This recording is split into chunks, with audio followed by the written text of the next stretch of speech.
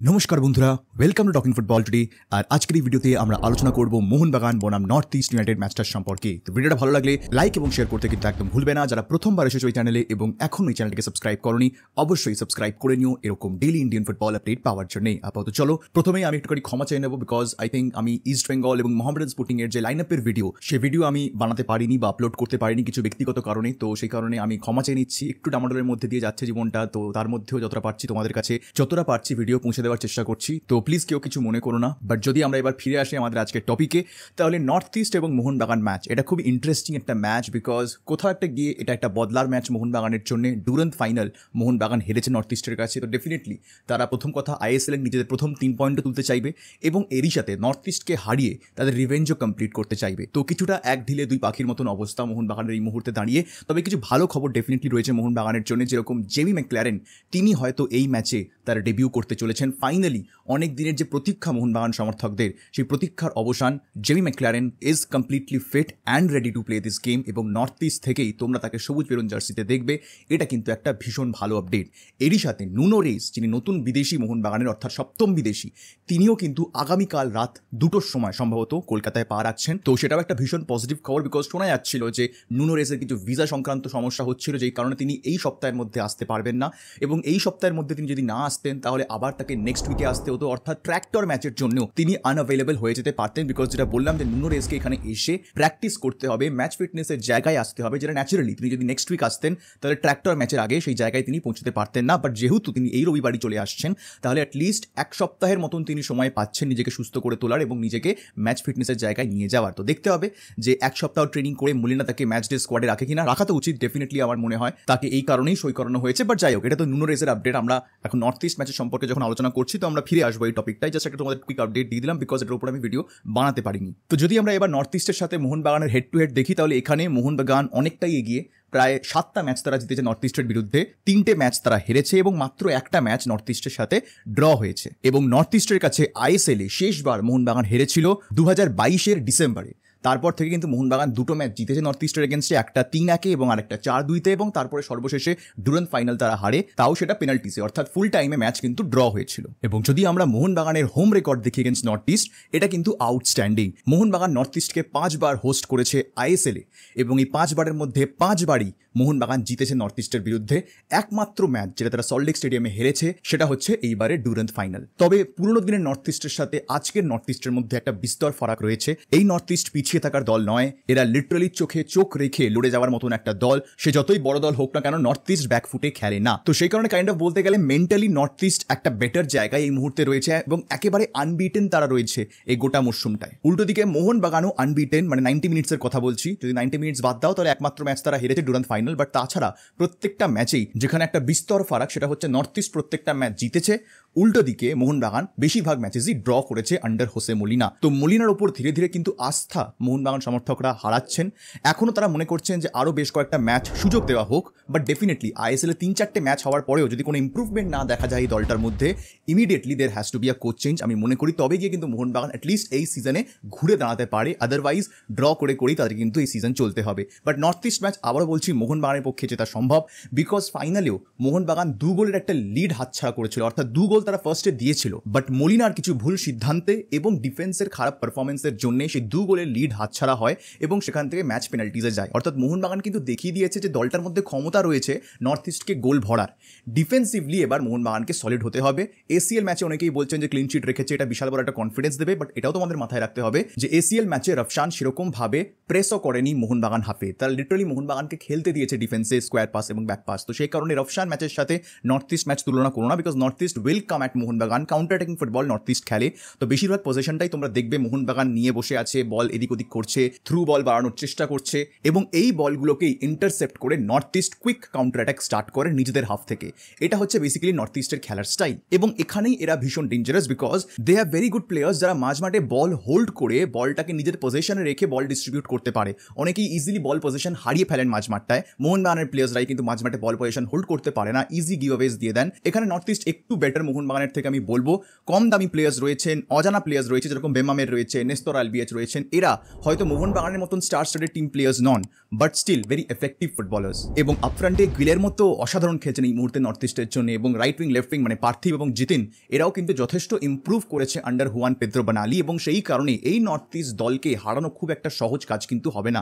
Already first ম্যাচে তারা 3 point পেয়েছে, বাট এটাও তোমাদের বলে দিই যে মোহামেডান একটুখানি হলেও পথ দেখিয়েছে যে কিভাবে এই নর্থ ইস্ট দলকে আটকে রাখতে হয়। এটা কিন্তু মোহনবাগানের জন্য একটা ভীষণ ভালো রেফারেন্স হতে পারে। এবং নর্থ ইস্ট সত্যি বলতে সেদিনকে ম্যাচ খুব একটা ভালো খেলেনি, বাট আলটিমেটলি সেই কিছু না হোক একটা ইন্ডিভিজুয়াল ব্রিলিয়েন্সে পরের দিকে এসে আজারে একটা দুর্দান্ত ভলিতে গোলটা করেন। বাট সেটাও আমি কোথাও একটা গিয়ে মনে করি defensively they could have done much better.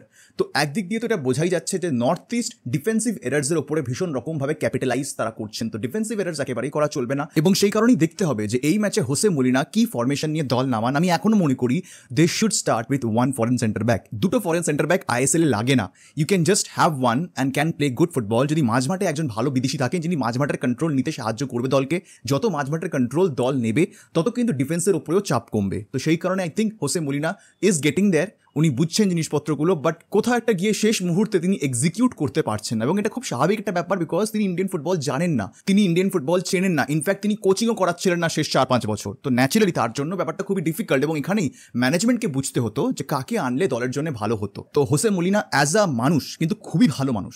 এবং আমি আবারও বলছি, যদি মোহনবাগান আজকে হোসে মলিনাকে অ্যাজ আ টেকনিক্যাল ডাইরেক্টর নিয়ে আসতো, আমার তাতে কোনো অসুবিধা ছিল না। টেকনিক্যাল ডাইরেক্টর হিসেবে Jose Molina would have done wonders for this team, but as a coach I really have my doubts. তবে ডেফিনেটলি যেই প্লেয়ারদের উপর এখন সবথেকে বেশি নজর বা যাদেরকে সবথেকে বেশি স্ক্রুটিনাইজ করা হচ্ছে, পেট্রাটস, কামিংস, লিস্টন, মানভীর, এদের স্টেপ আপ করতে হবে। I think they are actually trying hard. এমন নয় যে তারা কোনো এফর্ট দিচ্ছে না মাঠের মধ্যে, দে আর ডুইং দ্যাট। কিন্তু কোথাও একটা গিয়ে যেরকমভাবে তাদের খেলতে বলা হচ্ছে সেই সিস্টেমে তারা খুব একটা কার্যকারী হচ্ছেন না। এবং সেখানেই আমার মনে হয় গ্রেগ স্টিওয়ার্ট, আবারও বলছি, they should be starting with Greg Stewart in this match. Greg প্রথম থেকে খেললে চান্সেস আসবে। বল মাঝমাঠে যেরকমভাবে ইজিলি তারা মিস পাস করছে সেটাকে সামলানোর জন্য you need someone like Greg Stewart, যে বলটাকে ডিস্ট্রিবিউট করতে সাহায্য করবে। Dimitri Petratos is not a playmaker. Position base সিস্টেমে পেট্রাটস খুব একটা ভালো কার্যকারী নন। উনি বেশি কার্যকরী যখন একটা দল ডিরেক্ট ফুটবল খেলে, অনেকটা যেরকম নর্থ ইস্ট যে স্টাইলে খেলে সেই স্টাইলে যদি মোহনবাগান খেলে, Petratos would have been effective there. যেই কারণে হাবাসের আন্ডারে পেট্রাটস এত ভালো খেলছিলেন। But Molina is focused on position based football, যেখানে তোমার গ্রেগ স্টিওয়ার্টের মতন একটা প্লেয়ার লাগবে। পেট্রাটস কিন্তু ইন দ্যাট ক্যাম রোল চলবে না। তো তোমাকে যদি পেট্রাটসকে ইউজ করতে হয়, use him as a striker beside Cummings or McLaren. এটা একটা খুব নোন ফ্যাক্ট, এটা আমরা সকলেই দেখতে পাচ্ছি, এটা আমরা সকলেই বুঝতে পারছি। একমাত্র যিনি বুঝতে পারছেন না তিনি হচ্ছেন Jose Molina. So you have to start with Greg Stewart. তার জন্য তোমাকে যদি পেট্রাটসকে বেঞ্চে বসাতে হয়, then you have to take that call. You are the coach of this team. But তোমার যদি পেট্রাটসকে লাগেও, then use him as a striker beside Cummings আর ম্যাকলারেন, অথবা ইউ ক্যান প্লে ম্যাকলারেন এবং Cummings together in this team. এটা কিন্তু obviously এই দলকে আরো স্ট্রং করবে। তো সেই কারণে পেট্রাটস আর গ্রেগ স্টিওয়ার্টের মধ্যে কাকে মলিনা চুজ করবেন, এটা কিন্তু এখন একটা বড় ডিবেট। অ্যান্ড আমি বলছি এই সিস্টেমে পেট্রাটস এবং গ্রেগ একসাথে খেলতে পারেন, কিন্তু সেটা মলিনা তাকে ঠিক মতন ইউজ করছেন না বলে এই প্রবলেমে মোহনবাগান এই মুহূর্তে পড়ে আছে। কিন্তু এই মুহূর্তে দাঁড়িয়ে সত্যি বলতে এই ম্যাচ প্রেডিক্ট করা না খুবই ডিফিকাল্ট। আমি তো ড্র প্রেডিক্ট করছি, তোমরা কি বলো? ড্র হবে না জিতবে মোহনবাগান? এটা আমার কমেন্ট সেকশনে জানাতে কিন্তু একদম ভুলো না। I am still expecting a draw, because এতগুলো ম্যাচ পরপর ড্র হয়েছে, এটা হতেই বা কি ক্ষতি। তবে হুয়ান পেদ্রো বেনালি কিন্তু ড্র করতে আসছেন না, তিনি কিন্তু ম্যাচ জিততে আসছেন। তো মোহনবাগানকে যদি এই ম্যাচ জিততে হয় তাহলে খুব সাবধানতা বজায় করে তাদেরকে এই ম্যাচ খেলতে হবে। মোহনবাগানকে এই দল ঠিক করতে গেলে প্রথম 2-3টে কাজ করতে হবে। প্রথম কাজ হচ্ছে ইজিলি বল মিসপাস করা বন্ধ করতে হবে। তোমার সামনে যদি অপোনেন্ট প্লেয়ার থাকে, how can you directly give him a pass? তোমার অ্যাঙ্গেলে তোমার নিজের প্লেয়ার্সরা রয়েছে, তুমি তাহলে বলতে চাইছো এত কোটি কোটি টাকা প্লেয়ার্সরা অ্যাঙ্গেলে পাস দিতে পারে না? একটা পাস দিতে গেলে সিধা স্ট্রেট পাস তোমার অপোনেন্ট প্লেয়ারের পায়ে যায়। This is not done at this level of football. This is absolutely not acceptable. তো সেই কারণে ফার্স্ট অফ অল মোহনবাগানকে এই ইজিলি বল গিভঅ্যাওয়েজ দেওয়া বন্ধ করতে হবে। পাস দিলে সেই পাস যেন নিজের প্লেয়ারের কাছে যায় সেটার উপর বেশি ফোকাস করতে হবে। লং পাসের ক্ষেত্রে ঠিক আছে, স্টিল যদি অপোনেন্ট প্লেয়ার বল পেয়ে যায় দেন দ্যাট ইজ দেয়ার ক্রেডিট, ওরা ভালো করে বলটাকে ইন্টারসেপ্ট করতে পেরেছে। বাট শর্ট পাস লিটারালি 5 হাত 7 হাত দূরে তোমার নিজের প্লেয়ার দাঁড়িয়ে তুমি তাও পাস করছো তোমার অপোনেন্ট প্লেয়ারকে, দিস ইজ নট ডান। তো এটা একটা ফার্স্ট জিনিস যেটা মোহনবাগানকে ঠিক করতে হবে। সেকেন্ড হচ্ছে কিভাবে গ্রেগ স্টিওয়ার্ট দলে ফিট হন প্রথম থেকে, সেই জিনিসটা মলিনাকে ঠিক করতে হবে। আর থার্ড হচ্ছে ডিফেন্সে সব থেকে বড় কথা, যে যখন তোমার প্লেয়ারের পেছন দিয়ে মানে মোহনবাগানের প্লেয়ারের পেছন দিয়ে যখন কোনো অপোনেন্ট ফরওয়ার্ড যখন একটা রান নিচ্ছে, then the goalkeeper has to communicate with the defenders or the defenders should communicate amongst each other যে দেখো ভাই প্লেয়ারটা পেছন দিয়ে ছুটে যাচ্ছে, একে কভার করো। অনেক ক্ষেত্রেই দেখা যাচ্ছে মোহনবাগান, এবং এটা একটা প্যাটার্ন হয়ে দাঁড়িয়েছে যে মোহনবাগানের প্লেয়ারদের পেছন দিয়ে প্লেয়ার্স ছুটে বেরিয়ে চলে যাচ্ছে, মোহনবাগান ডিফেন্ডার্সরা সেটা একেবারেই জানে না। এটা সুভাশিস বোসের সাথেও হয়েছে ফাইনালে, এটা দীপেন্দু বিশ্বাসের সাথেও হয়েছে আগের দিন রফশান ম্যাচে, এবং এরকম নিউমারাস এক্সাম্পলস তোমরা পাবে যদি তোমরা ভালো করে প্রত্যেকটা ম্যাচেস দেখো। এবং এরই সাথে আপফ্রন্টে ফিনিশিং তো রয়েছে, বাট ফিনিশিং নিয়ে আমি আবারও বলছি আমি খুব একটা চিন্তিত নই মোহনবাগান দলটাকে নিয়ে, because they will eventually get there. Petratos, Cummings, McLaren, Liston, Manvir, Craig, they will eventually get there, they will get their goals, এখানে কোনো সন্দেহ নেই। এখনও আবারও বলছি মোহনবাগান দলকে পুরোপুরি ম্যাচ ফিটনেসের জায়গায় মনে হচ্ছে না, players are not fully fit. এতদিন প্রি সিজন করেও দলের মধ্যে একটা লেথার্জিক ব্যাপার রয়েছে, প্লেয়ার্সরা ছুটে সেরকমভাবে বেড়াতে পারছেন না, পজিশন নিতে পারছেন না। তো ওই জিনিসগুলো আমার মনে হয় মলিনাকে একটু অ্যাড্রেস করতে হবে। The fitness is not looking good of this players, but একবার এরা নিজেদের ফিটনেস পিক করলে এই দলটাই দেখবে গোলের মালা পড়াবে অন্য টিমসদের। তো সেই কারণে গোল নিয়ে আমি না খুব একটা বেশি চিন্তিত নই। যেখানে আমার সব থেকে বেশি চিন্তা সেটা হচ্ছে এই মোহনবাগান দল অ্যাজ আ টিম ফাংশন করতে পারছে না। এটা বেসিক্যালি সেগমেন্টসে ভাগ হয়ে গেছে, ডিফেন্সের মতন খেলছে, মাঝমাঠের মতন খেলছে, ফরওয়ার্ডসদের মতন খেলছে, বাট এই তিনটে ব্রিজকে লিঙ্ক করার মতন প্লেয়ার মাঝমাঠে উপস্থিত নেই। সেই কাজটাই মলিনাকে একটু ঠিক করতে হবে। আদারওয়াইজ আই থিঙ্ক এই মোহনবাগান দলে একটা ইউনিটির অভাব দেখা যাচ্ছে, যেটা অনেকটা জুয়ান ফেরান্ডোর প্রথম দিকেও মনে হচ্ছিল। হাবাস আশাতে দলের মধ্যে যে একটা ইউনিটি বেড়েছিল সেটা পরিষ্কার মাঠের মধ্যেও দেখা যাচ্ছিল, কোথাও একটা গিয়ে সেটা আবারও মনে হচ্ছে মিসিং মলিনার আন্ডারে। তো মলিনা ম্যান ম্যানেজমেন্ট কিভাবে করছেন এটাও কিন্তু আমাদের একটুখানি চোখে রাখতে হবে। আদারওয়াইজ মোহনবাগান দেখা যাক যে কিরকম রেজাল্ট বার করে আনতে পারে এই নর্থ ইস্ট ম্যাচ থেকে। নর্থ ইস্টের প্লেয়ার্সদের আই থিঙ্ক হারানো যায়, ওরা অবভিয়াসলি একটা ভালো ফর্মে আছে, এবং আমরা দেখছিও যে ভালো ফর্মে থাকা দল কিন্তু ভালো ভালো দলকে হারিয়ে চলে যাচ্ছে। Biggest example is Punjab FC. Durand থেকেই তারা কিন্তু ভীষণ ভালো ছন্দে ছিলেন, এবং আইএসএলেও তারা সেই ফর্ম নিয়ে নেমেছে, তারা কেরালা ব্লাস্টার্সকে হারিয়েছে, তারা সার্জিও লোবেরার ওড়িশা এফসিকে হারিয়েছে। তো সেই কারণে একটা দল ভালো ফর্মে থাকলে যে কোনো দিন যে কোনো ভালো দলকে হারিয়ে দিতে পারে। মোহনবাগান এখন সেই ভালো ফর্মে নেই, নর্থ ইস্ট কিন্তু একটা ভালো ফর্মে আছে। তো সেই কারণে north east definitely is going in this match একটু one step ahead of Mohun Bagan. But Mohun Bagan যেখান থেকেই ম্যাচটাকে বার করে আনতে পারে is their quality of the squad. এই স্কোয়াডের যে কোয়ালিটি, they can win games and they should be winning games and they should be winning all the games, because এরকম স্কোয়াড ভারতীয় ফুটবলে আর কারোর নেই।